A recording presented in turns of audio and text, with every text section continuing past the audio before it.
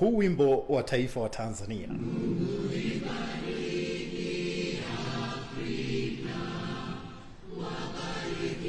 unafahamu kama unafanana na nyimbo zingine za taifa za nchi mbili. Sikia. And dancing of Zambia, proud and free. Sikia na huu hapa.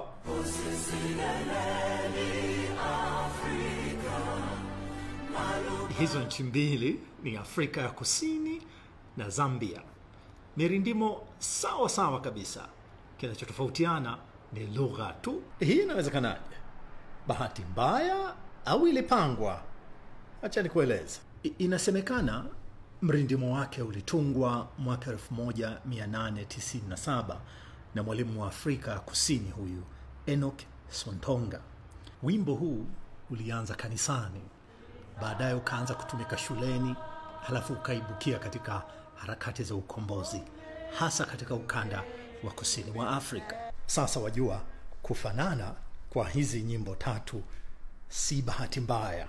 Kwa hivyo kila unaposikia sasa hivi Mungu ibariki Afrika, kumbuka wimbo huu ulianza kuwa wa kidini, baadaye ukaja kuwa wa mapambano ya kupigania uhuru katika ukanda wote huu wa kusini mwa Afrika. Wimbo huu unakukumbusha wapi wewe?